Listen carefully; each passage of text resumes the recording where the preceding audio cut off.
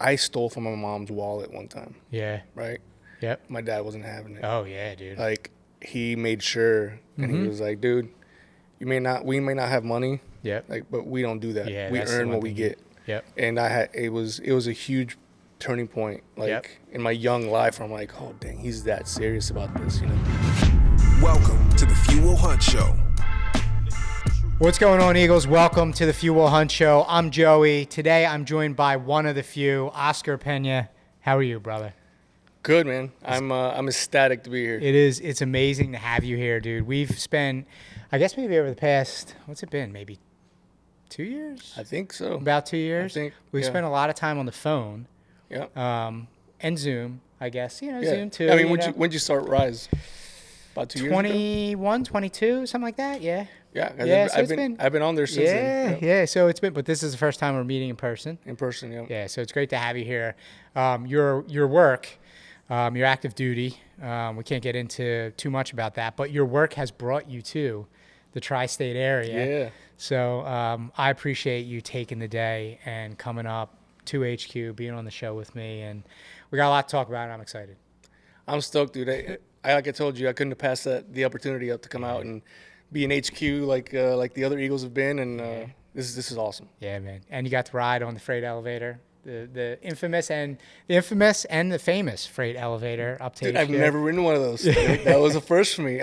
Philly's the first, the elevator's the first, obviously HQ's the first, so this is a good day. What do you think, we talked a little bit about the show, but what do you think about what was your impression of the area that HQ is in? HQ belongs here. From what I understand of Fuel Hunt, I was walking, I'm like, yeah, this tracks. We're good. Makes sense. Gritty. It passes the grit test. I think so. I think so. I got a couple of gritty looks when I was walking, and it brought me back home. I was like, hey, what's up, man? How's it going?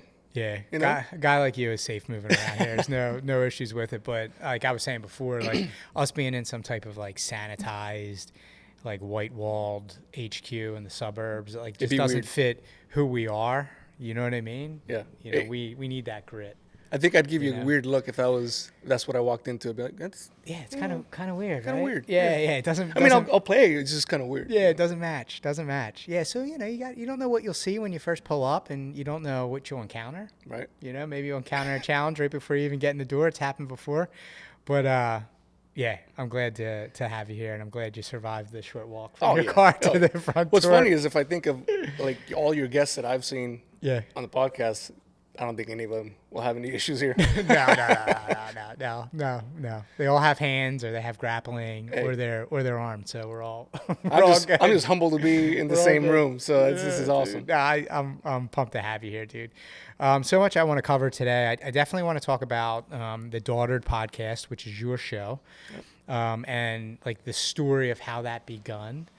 Because you mentioned Rise earlier. I want to talk about that a bit because that's a phenomenal story. I want to talk about how you found us, what it was like for you growing up, how you came to be, short story. You don't have to go in too much depth. And then we'll kick around some of your insights from the Daughtered podcast.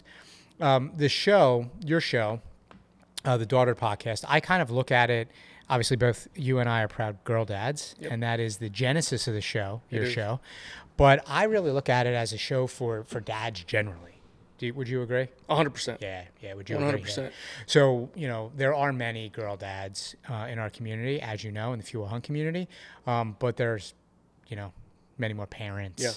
But I think your show is applicable, and the insights that you'll share today from your show to them too. Yeah, absolutely. I think in the more and more that I'm working on the show as I'm editing and whatnot, and we'll get into it a little bit, but it's for parents trying to figure out how to parent. Yeah. Right. Yeah. And to be very clear, that's not me teaching you how to parent. Yeah. It's me saying things on the show that I'm going through. Yep. In an effort to like throw it out and be like, are you going through this or have you gone through this? Yep. Throw it my way because I can totally use that. Yeah, we're really clear. Like even with our show here, it's like, look, like. We're speaking from our experience and where we're at in life right now and what we've learned. And what we've learned can help hundreds of thousands of people, obviously. Right. But we are not perfect. We do not have all the answers. The way we did it isn't going to be the way you do it. Like, it could be 80% of the way, but you have to adapt it for, your specific circumstances. absolutely. So I think it's really, it's mature, and it's mature, and it's honest, and it's caring for you to come forward and be like, hey, look, I'm not like teaching you, like we're here to grow together. And that's what Fuel Hunt is too. So It's a selfish endeavor because it's me trying to learn. Yep. And I think you and I mentioned it when you were on the show. It's trying to shorten the curve of learning. Time because collapse. yeah, absolutely. Because I feel that time leaving with my girls, and I'm like, I'm not doing enough. I'm just not doing enough, Yeah, that's the magic of community, man. Yes. You know what I mean? Yep. And if you are teaching something, which I believe, I like your humility, but I believe that you are teaching on that show from your experience. But one thing that I think you're really teaching everybody is how to be vulnerable and come to the table and say like, hey, I'm figuring this out. Let's figure it out together. Yeah. Which is something, I think that's like the first thing that needs to be taught. Yeah. Take it from somebody like me. Like, I'm not great at asking for help. Right. Even at the level of growth that I'm at now, I'm still not great. Yeah. Like, I feel like when you're a hard charger and when you have the personality traits of the few, right? Asking for help sometimes is like, it's kind of low on your list. Well, because it feels like a handout, right? Yeah. Like, it feels like, it's why am I asking someone to help me when I can figure this out on my own? Yeah. That's one of the things, like, we've connected a lot over the past couple of years, and I've been honored to play a minuscule part in, like, helping you get started with the show. One of the things is you've always been receptive to what I had to say, and I admire that about you because I suck at that sometimes. You know what I mean? Like, I'll have conversations with Bedros, and he'll be like, dude, like, why didn't you just fucking call me? Like, call me. Right. And, like, ask me the question, bro. Right. Like, why are you over there, like, like going like all full Spartan, trying to figure it out yourself. You know what I mean? Well, you're also very humble too. It's not a very minuscule, brother. Like, you've played a tremendous part of the show from like 2017, which obviously was none of us knew, right? And we'll talk about that. But huge part. And then I tell everybody, I'm like, you guys don't understand. Like, I have a business mentor that not everybody can reach out to. And I've told you before, like, I try to be very gentle with that time, and I respect that very much because you have this, you have your girls, you have everything. But man, you've been instrumental to the show, to the daughter company, which is what I'm working on, to everything that I'm doing on my side, and aside from business, to my own growth. So I can't thank you enough for that. I appreciate that, brother. I mean it when I say it. And I say it often to you personally, but also to the community. Like, I want you to win. And when I connect with someone in the community that is able to grow together with somebody, to like be receptive and coachable, I'm coachable. I don't always ask for the coaching, but when I get it, I'm coachable. So when I see that in somebody else, I'm like, okay, we can build something here. Like, I want you to win. You know what I mean? You got what it takes. Well, talk is cheap, and you're walking it, dude. Like, I'm telling you. Like, I can't even express to everyone how true to those words you've been, at least on our side. So thank you. I appreciate that, brother. Yeah, it's not something we talk about often, so I appreciate you saying absolutely. that, so let's rewind a little bit, and let's talk about like young Oscar. You know what I mean? Like, where you grew up, and then maybe maybe your journey into marriage and parenthood, and the military and military stuff. We can keep it a high level. Well, luckily for everyone here, I've had a few blows to the head, so it'll be pretty short because the memory's not all there. But I'm including a recent one. I'm a child of immigrant parents. I was born in Mexico, and we immigrated here. Man, how old were you? I was 7 when it came to the States. Yep. All right, so you're at the age of reason, so you kind of know what home is like, and then you know what here is like. I definitely felt the change of perspective. I distinctly remember that coming from our home to the States. Come from a low income family. My pops has been just a grinder since I can ever remember. My mom the same, and tough, almost typical like Mexican woman. Raised us tough, and that's me as a child. And then we were here since I was 7, and I'm like that typical fez almost, right? Yeah. Like where it's like I didn't know the language. Sure. The funniest thing in my childhood that I distinctly remember is What word did you use? Typical what? was that You said I'm in the typical Fed? What'd you say? fez, What's that? foreign exchange student, Oh, foreign exchange. right? Student. Like Okay, I fez, got like you. the '70s show. Oh, I got you. Oh, yeah, yeah. Yeah, Okay, yeah, I yeah. got you. I got you. Okay, Uh, now I'm tracking, man. Now I'm tracking. So, the funniest thing that I remember as a child growing up, not bilingual, like at the time, I'm Yeah. just only Spanish, is I call him my translator, but this friend I made when I was in second grade, right? That was the first grade I went into. Yep. The kid didn't know any Spanish. Yep. Somehow him So and he's I, just some American kid. Just yeah. Somehow him and I communicated, Yep. and I mean, when you're that young, like I feel like you got a ball. You can probably like work it out. right. You know what I mean? I mean, You can boys just were do pretty something. simple, right? Yeah, that's what I'm saying, dude. You know. But it was funny because even the teacher saw it. So she'd be like, Caleb, tell him. Like, because as I started to learn more English, I would Yeah. realize she's talking to him to talk to me. Yeah. And he'd be like, And he knew the words you knew. apparently, like, I couldn't even tell you. He'd just be like, hey, she said not to go to the bathroom Right. after recess. Yeah. Okay. And then I raised my hand. I'm like, can I go to the bathroom? Like, that was the only thing I knew forever. So I distinctly remember that as a child. This kid just like awesome. So so where in Mexico? I was born in Jalisco. This is the capital city of Mexico. Okay. Oh, okay. Yeah. So and then when you immigrated, where did you immigrate to? So I was born in Jalisco, but I was raised in this little tiny town. If I told you the name, Yeah. I might even stumble on the name, but Yep. super small town out in the outskirts of that. Okay. And And then when you came to the States, where'd you land? California. Oh, okay. Okay, you're in California. I mean, Okay. it's the stereotypical landing ground for Yeah, I us got you. Mexican people, right? Like, So in the capital city, what was day-to-day life like?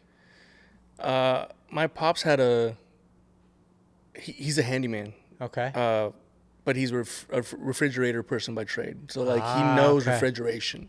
Gotcha. So he actually had, I can't believe I remember this. He had a shop in Mexico Yeah. for refrigeration. Okay, And as the economy started to tank, as any business person Yeah. could imagine, that started to not work. And so Okay. the States became the next Okay, goal. the option. Okay, and then Yeah. you land in California. Then you meet Caleb. So Yeah. right into second grade. Right Then you into meet second Caleb. grade, Okay, yeah, I got you. yeah. I got you. Yeah, I got you. And it's a crazy area too because as we were growing up, and my wife and I talk about this, at the time, Mm-hmm. schools were telling parents not to teach their kids Spanish at home because it would confuse them.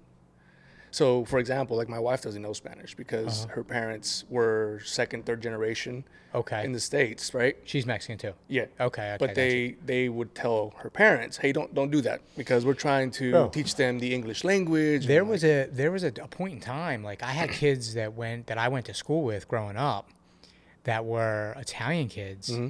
and they weren't first generation, but they were second, third generation, I think. And they actually changed their last names and everything. Right. They stopped speaking Italian in the home. Right. They changed their last names. They took the vowels off the ends. Like It's a weird thing, right? Everything, yeah. Like now- to try to assimilate. yes.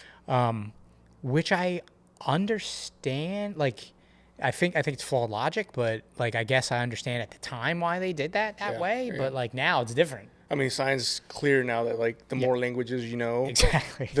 technically the smarter you Yes, are, exactly. and like, Brain's a muscle, dude. The Right, more you're working it, exactly, the better. Yeah. and it's crazy how children like if you didn't take that away from them, they pick it up so quick. Oh yeah. Right? Sponges, They take it up. Sponges. Sponges. Yeah, so that was life, man. So when did you start to pick up English? Like how long did it take you to really like get your roots? Man, I couldn't tell you how long. I think I picked it up pretty quick though. Yeah. We had this. I feel like it program. was sink or swim, dude. So like It was totally sink or swim. But the school had this thing where like we had Like one an little ESL, period. Yep. yeah, an Yep. ESL One little thing, period where I'd go and be like, hey, I heard this word. What does this mean? I heard this word. What does this mean? And so the Okay, teacher yeah, I would got like you. tell me those things. I don't remember them teaching us per Yep. se, but I do remember distinctly like asking about Being able to things ask I questions. hear.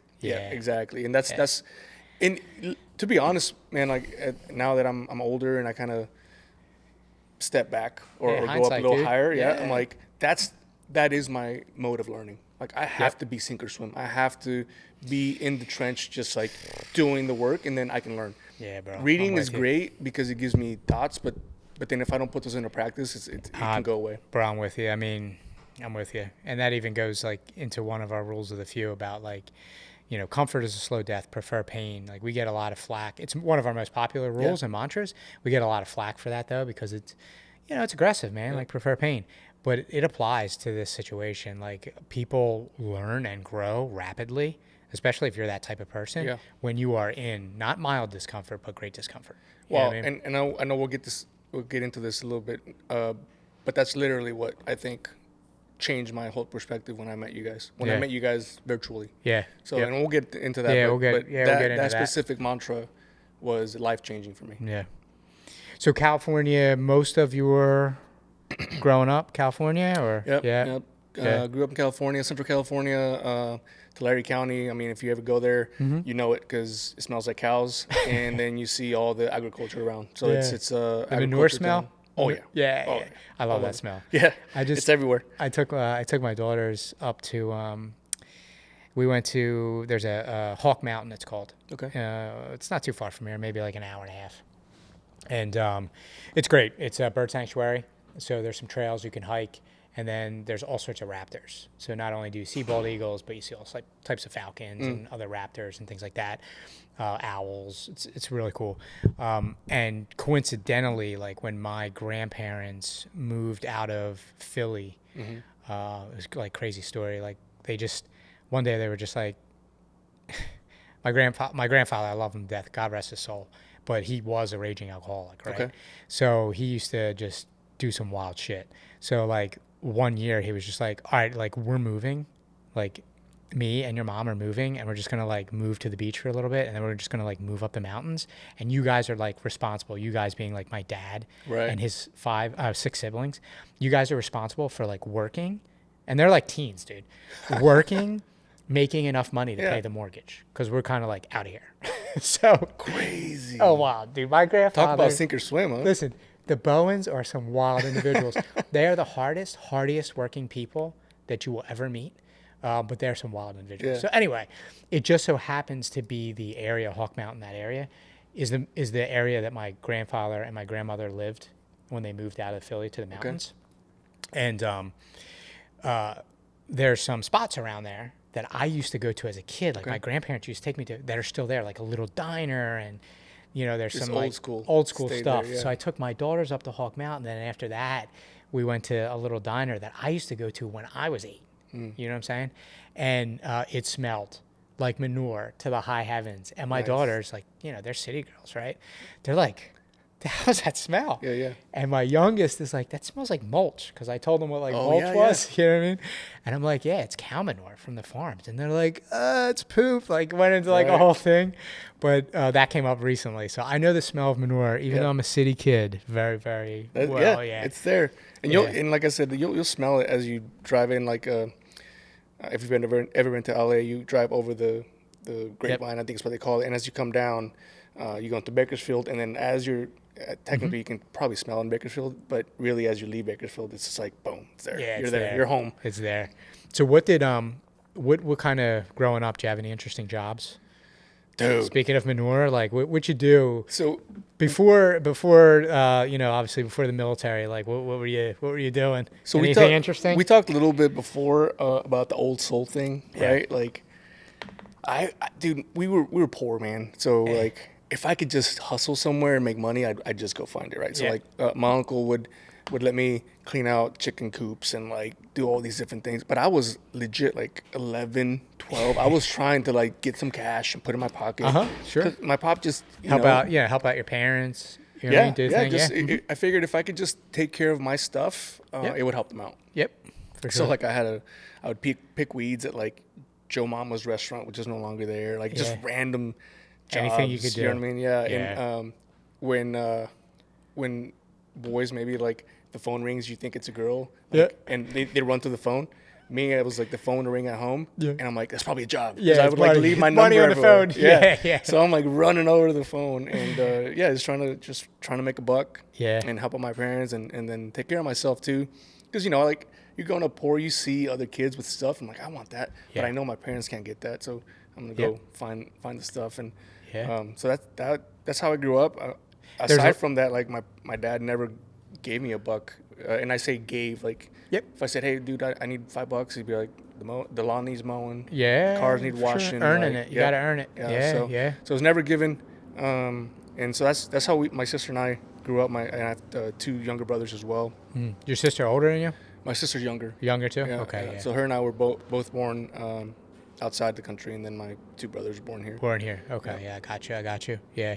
I mean, there's so much to be said about having that type of, I'll call it adversity because that's what it is. Let's call it what it is. Like in your childhood where you, from a young age, understand the power, the value, and the dignity of like hard work. Absolutely. Like what it feels like to have nothing and then create something through your own hands and your own heart. You know what I mean? And your own hard work. Well, I had a huge lesson when I was in. Again, just the things that you remember, right? When you're a kid. I stole from my mom's wallet one time. Yeah. Right. Yep. My dad wasn't having it. Oh yeah, dude. Like he made sure, and he was like, "Dude, we may not have money, Yep. like, but we don't do that. Yeah, we that's the earn one what we thing get." Yep. And it was a huge turning point, like in my young life. I'm like, "Oh dang, he's that serious about this," you know? Yeah, I feel like every kid goes through that. Yeah. Every kid that I know, including myself, has a story like that. Where like, you know, you got the change jar in the house or whatever. Right. Like for me, and like I really wanted fries that day, and I Right. go in, I take $1.60 out of the change jar. You know what I mean? And No then one my will mom, notice, right? my mom comes to me and she's like, the lid on the change jar was loose. What's up with that? I'm like, oh shit. You know what I mean? Like I feel like every kid has that that story. Even kids in my neighborhood growing up, same thing. You know, they come in and they're buying lunch for everybody. Right. Yeah, cafeteria. And I'm like, yo, bro, where'd you get a 20 from? Right. And they're like, I got it from my mom's purse. Then the next day, you know, he comes in, he's walking a Black little and funny. blue. Yeah, he's Black walking a and little blue, bro. funny. And I'm like, well, I know what happened there, dude. Yeah. Absolutely. Yeah, but there's something to be said for that. It really forms who you are as a person, and then how you parent. Yeah.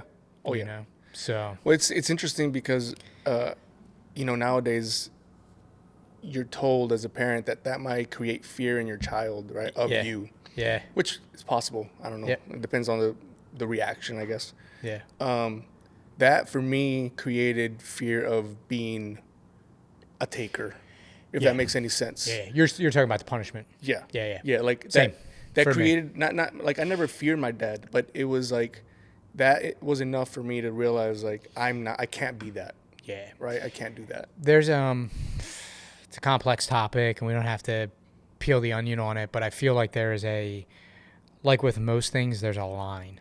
Yeah. And if you work all the way up to that line and then you stop and you make the point clear as to why it's happening, it can send a strong message. Yeah. And it can be, I don't even want to use the word effective, but it can send the right message. Yeah. I feel like, you know, not everybody has that ability and they step over the line. Yeah.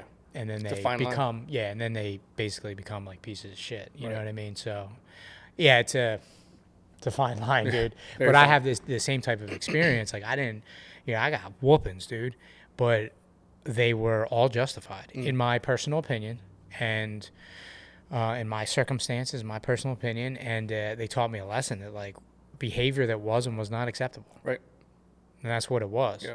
you know? So, Yeah, it's Yeah. weird when you look at it from behind now as you're Yeah. older. You're like, oh yeah, it was totally justified. Like, Oh, yeah. some of the stuff I did and I got in trouble for, I'm like, I should have got way more trouble for that. oh yeah, yeah. Oh, yeah. I think about that. I think about that often too. Like my parents now, they're always like, "Oh, man, you were such a good kid. You were such a good kid." And I didn't cause much trouble. Like my trouble that I caused was like later. Yeah. You know what I mean? Yeah. Doing dumb shit later. But like as a kid, I was a pretty good kid. But they kept me in line. Yeah. Because there were a couple times where I strayed from the path. Yeah.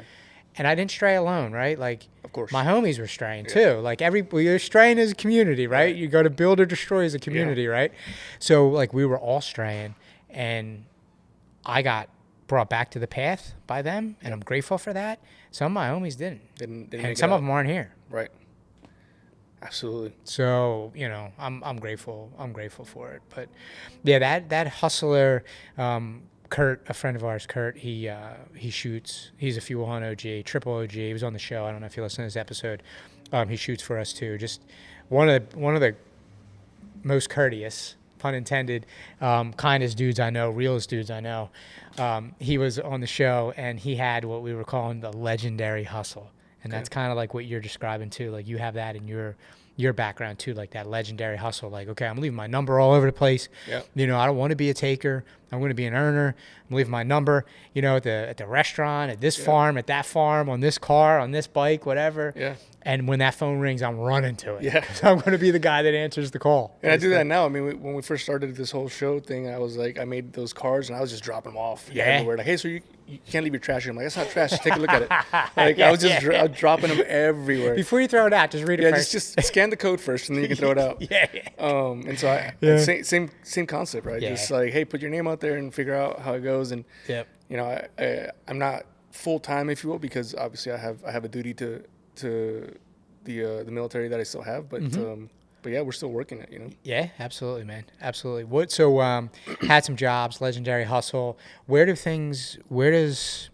comes in first? Does the military come in first, or does your marriage? Like, take us through the little. Dude, I was not a good student. Like, I stayed good enough to stay in sports. Like when I figured out, like, I just need a 2.0 to like keep doing track or football or whatever I'm doing. Sure. That's all right. Cool. Like, I'm good. Yeah. You know what I mean? We also grew up. Now, obviously, we didn't know at the time, but we also grew up in like the big white lie, right? Like the whole, hey, if you go to college, like everything's taken care of, and now trades are way bigger than a lot of this stuff, right? But my parents were adamant, like, hey, you got to go to school. You got to go to school. So they were on that train. So for sure. Yeah. I mean, they're coming from nothing, right? So so in their minds, this information is given to them. Yep. Hey, come to the States, get your kids in school, and they can go to college and they can succeed. And not that doesn't work. I have I have many cousins that have graduated college, and I have two particular that I admire like beyond, right? And they showed that they can do that, but it was a ton of work for them. Yeah, we call it like a lie nowadays, and we bastard out, like we drag college through the mud sometimes. Like Drew and I have had the conversation on the show. Yeah. I went to college, man. You know what I mean? I was part of that system. We call it a lie now, but I think the reality is, the truth is that things have changed. Yeah. Like society has changed, the way we work, the way we earn, the way we build. Right.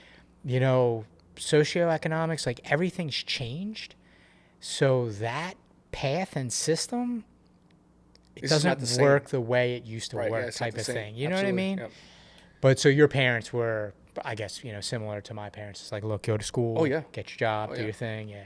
I mean, even now, I got my degree, and my mom was like, that was the thing. I'm like, I've been in the military for like years. Like, I've been doing stuff for years. Like, but you got your degree. Your degree, like your associate's or your bachelor's? My bachelor's, or whatever. So, but that's, in her mind, like, that's what she got me here for. That's what they brought us here for. So, and look, I mean, there's nothing wrong with it. Oh, I'm not mad about it. Yeah, I learned a ton. Exactly. There's nothing wrong with it. Yeah. I did get a little irritated, though, because I think you and I talked a little bit about this, but when I go to write a paper, it's like, I can't just write. Like, well, no, you got to cite it. So you're telling me to write what other people wrote. Yes. It's like, when do I start thinking for myself and like making my own thoughts? That's my biggest, dude. That's right? It's just like, gripe. What are we teaching kids? If I thought this was what college was for, is to like. Wow. I reflect on it, and I'm like, why? Like, I see some of the stuff like my daughters are memorizing, and my daughters go to a great school, holding the line. Yeah. Their school, love the school, love everything. I'm just talking school system in general, and then looking back at like what I went through in grade school, like what I did. I'm like, and this may sound stupid. You tell me if it sounds stupid, but I'm like, why am I memorizing the capitals of the 50 states? Like, why am I even doing that? Like, that makes no, like, show me how to balance a checkbook. You know what I'm saying? I'm 100% with you. I'm like, bro, I'll just look it up. Like, if I need to know the capital, like, it's there, I'll just look the shit up. Yep, exactly. You know what I mean? Like time has changed. Yeah, times have changed. I can look up. I can look. But I would maybe the same argument, but I would say that maybe spelling bee's still better than that, because at least you're like teaching structure to words. Yeah, exactly. Even though, exactly, I'm guilty of it. Anytime I write anything, I'm like, spell check. Yeah, spell check. Yeah, we have tools. You gotta use the tools, man. Exactly. You know what I mean? Yeah. When we I don't know. I can think. Can I think of a like a Neanderthal example? I don't know. You got to use tools, bro. You know, 100%. you got a wheel. Use the wheel. Yeah, if you have it, why are you not going to use it? You know, use the wheel. You'd be super hard-headed back in the day, right? Like, that's a wheel? No way. Yeah, I'm no still way. going to carry this madness. Exactly. I'm still gonna drag this Yeah. thing with a vine, dude. Yeah, I'm not. What is it? I'm not selling out. To that. Yeah. So what? So you were in sports. That was high school. Yeah, that was high school. Okay. Yeah. So you were kind of doing you were like, look, I like playing sports. I want to keep doing this. Yep. So I'm gonna make sure I make this, grade level, Right. so I can keep doing what I love to Because do. at that age, like you don't see really the future. There's some kids at that age that are absolutely see the future. Like my daughter, Yeah. she's like, this is what I'm gonna do. I'm like, I never had that. Yeah. Like I wanted to do all these things, but I was never like, this is what I'm gonna do. Yeah. Right. And I try to like bring her back. Like, hey, just chill. Just Yeah. you can still like get a B and you'll be fine. Like it's no big deal. But that's what you kind of just know. Like, oh, well, this is what all I have to do this thing right now. Yep. That's all I need. All right, cool. And so that's what I did, man. I was not that great of a student. I look back now and now that I've done the college thing, and I'm like, Yeah. that would have been so easy now. Like now looking back, Looking back at it, that would yeah. have been so easy. Yeah. And life is so much easier than to, But back then it was like college. It was like this like, big no, thing. I don't Yeah. wanna do that. Yeah, it's this big thing. Yeah. which is funny because I wanted to do sports in college. Yep. But I for some reason I couldn't connect the two. Like I was Yeah. like grades, sports, yeah, I'll do this. Yeah. So it made it difficult, but I gave my parents a lot of headache for that. And then I think luckily because I didn't have the iPhones and the cameras, I didn't give my parents way more headaches. Yeah. You know what I'm saying? Oh, Like yeah, I of did some course, dumb yeah. stuff. I just didn't post it anywhere Yeah. or Well, that's- record it. I mean, that's the beauty of our generation. Yeah. You know what I mean? Yeah. Like, we all did some really dumb shit, Yeah. but there's like no record of it, which Right. is which is good. Yeah, and I Which tell is my brother good. that all the time because they grew up a little bit different, right? And Yeah, like, yeah. I would get after one of my brothers. I'm like, dude, just don't get caught doing it. Like, what are you doing? Yeah. Like, I did the same thing, but I didn't get caught doing that. So Yeah, I you didn't don't know. broadcast it. So did you enlist right from high school? Or? Okay. No, so at the time, my Social Security card wouldn't allow me to work. I had one, but it said not valid for employment because we were immigrants. And Yeah. so going through all that process of working that. So at the time, that didn't happen. In fact, I always like to throw it at the haters, right? Like that's why a lot of people thought that my wife and I got married because we got married at 18. So like, Yeah. we finished high school and like Oh, so you just went to high school together? Yeah. Yeah. Okay. Okay. And so I've been married for 22 years. Yep. Known her for over half my life. Like she's Yeah. been in my life. She's the most amazing person. Yeah. Literally the most amazing human being ever. Yeah. Love that, man. And so we didn't. I couldn't work, but we wanted to be together, and we had these plans. We wanted to go to this college, and we wanted to do this thing. Sure. So yes, we got married, and then I just started the workforce, right? Like I just went in and started hustling. I had 3 jobs at one point. She was going to school and had another 2 jobs, and we were just like, So she did go to college. yeah. She wasn't in college, but- Well, we both started going to school, and then that dropped off because Okay. we needed money, and we wanted to make it on our own. Sure. So like, we have our own apartment, and Yep. needless to say, we had a ton of help. Like her parents were amazing, monetarily and just supportive. And Yeah. but yeah, it got to a point where So more legendary hustle, basically. yeah, Yeah, more but this legendary time because you have to, right? Because you're like now we got to make it. Oh, yeah. Like No- we say we're adults now, so now we got to make Yeah. it. Now Like, you gotta we do gotta it. show. You gotta make it. Yeah. Make it work. That's right. So Yeah. then we were just high fiving, bro. Like we were married, but we were so busy that I'm working late, she's working late, or vice versa, and then we're just like high fiving at night, going to sleep because we're exhausted, and Yep. and then trying to be like young still, and Yeah, dude. all the things, You're right? 18, man. You know what I mean? Like, yeah, straight up. it's not Straight like up. We you're can't in even drink, It's dude. not like you're in your early 20s. Like, you're 18. Like, you're still kids, Yeah. man. Our honeymoon, it was funny because we're just like we can't even have a drink. Like we, we Yeah, can't even you like can't do it, yeah. no. And I can't remember how we did it, but like when we went to our honeymoon like hotel or whatever Yeah. in Pismo is where we went. Yeah. Pismo Beach.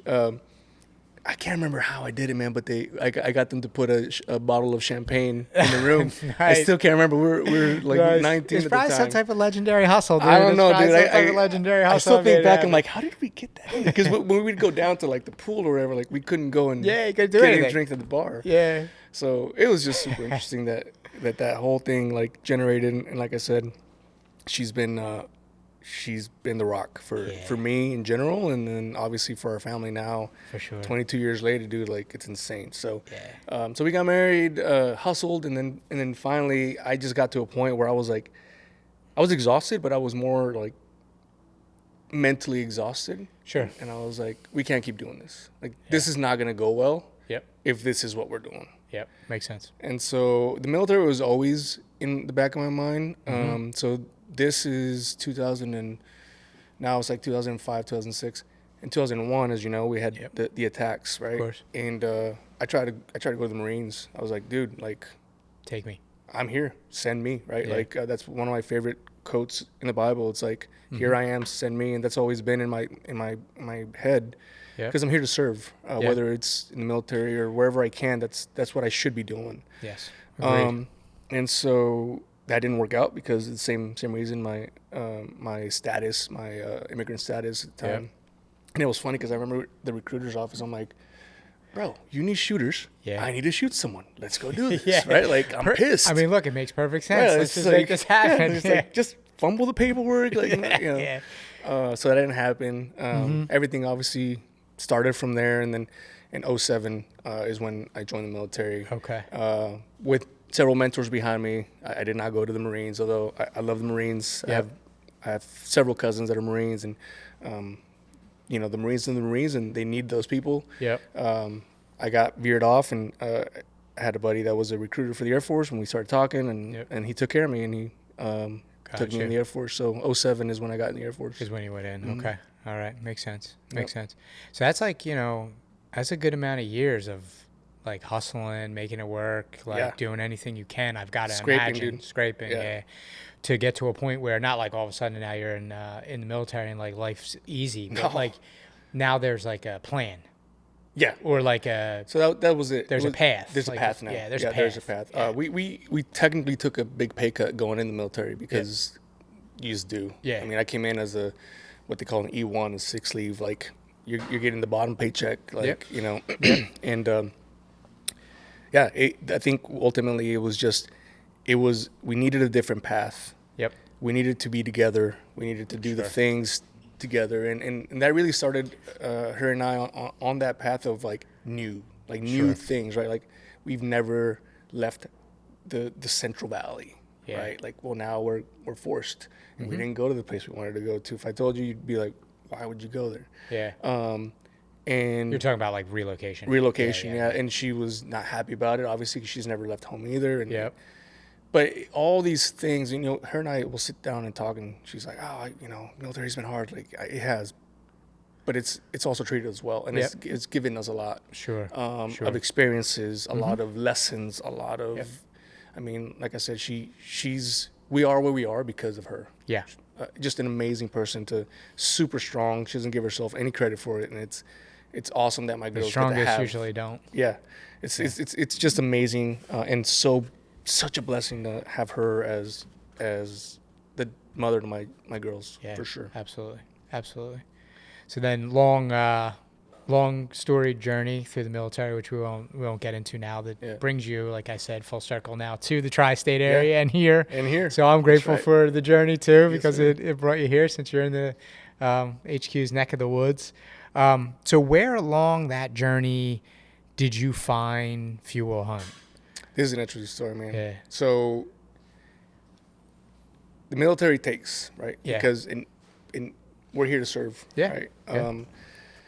I had a major injury during training in the military. Actually, fractured some bones in my back, and at the time they didn't know it. I just kept training and doing the thing, so I screwed up a bunch of things. Sure. No factor, right? You just kept moving. Yep.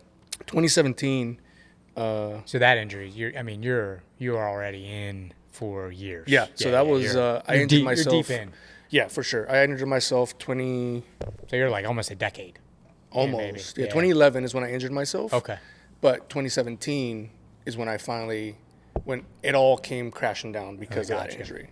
And Dude, that's a long gap of time. it is. 5 years, bro. It was 5 years of just pain and figuring out how to like go through the day with Live. constant pain. Live. And dude, I'm telling you, like it brought, to this day, it still brings a lot of perspective in my life because up until 2017, I had to have surgery. Yep. It was not an emergency thing, but I went in to get cleared to go do other military stuff. Yeah. And instead, the doc came in and was like, "We got to get you surgery, dude." And so that came full circle, right? So I was like, "All right, well, no big deal." Were Like, they kind of surprised? Like, hey, I was surprised. I don't think they were surprised because right. they had like the story of my back, right? Because you get I got X-rayed, you. and I got you. Right. because once I messed it up in the military, you also always have to technically prove you're still capable of deploying fit- and doing the yeah, job, fit for- right? yeah, Fit for duty. So they have all these X-rays and stuff going on, and so Right. they So see they it. got the story. Right. And you're just gritting it out. Oh yeah, Yeah, Because I'm you're like, I'm gritting not, it out. dude. I can't even tell you the age now, but I'm not doing surgery. It's dumb. Like, and I've seen people with back surgery and like canes or like always hurt, and so. Did like, you have to not have doing it. fusion? Yeah, so I had a Okay. spinal fusion. So that's my dad. My dad had spinal fusion. Yeah. Yeah. So, Yeah. and it's amazing. I mean, I'm 100% lucky and blessed to be doing what I'm still doing, because I've seen people with fusions not not have go well. that. Yep. But yeah, so they were like, yeah, we need surgery, and I got to a point where like, all right, like the pain is bad enough that it's playing with my head. Like, Yeah. I mean, you're just constantly thinking like, when's the next time I fall over and like really hurt myself? Or Yep. How long can I go on like this? Yeah. When's the other shoe drop? Right. You know, is it worse than, the pain's a level friggin' 9, but is the damage I'm doing long term a level 90? Like all that shit. And I wish I was as smart as you. I didn't even think of any of those. I was just like, it just hurts now, like so much. I couldn't get out of bed. I couldn't do these Yeah. things. So, but it came full circle because it said, well, if you don't give you surgery, we have to kick you out of the military after surgery. If you don't like, Right. if you make it worse. Yeah, sure. So I was like, all right, Makes cool, sense. let's do this.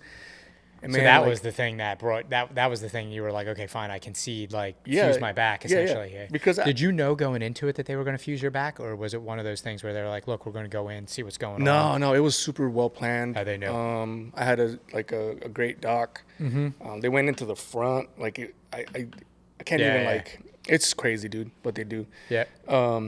But so up until then, like in my brain, I was like, well, if I don't, I need to prove that I'm still fit for duty prior and after, right? So Yeah. the week before surgery, I'm still like deadlifting, I'm doing the things because I want to stay fit, and I'm in my brain, I'm like, if I'm strong, it'll be a quick able to recover. process, super Yeah. quick, right?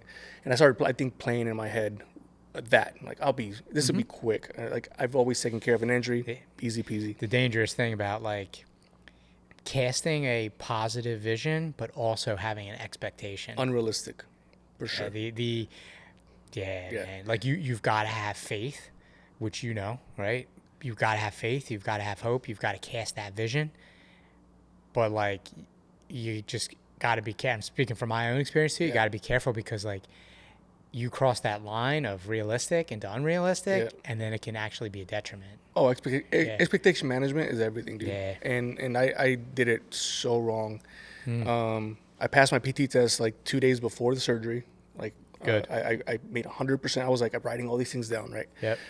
Because I knew what would happen after the surgeries. They would then look at my situation and then potentially medically board me out or whatever.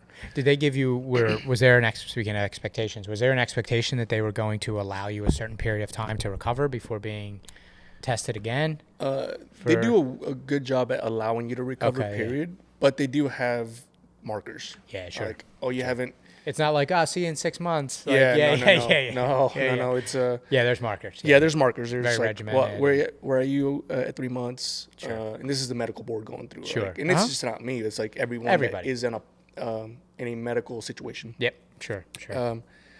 So bad expectations.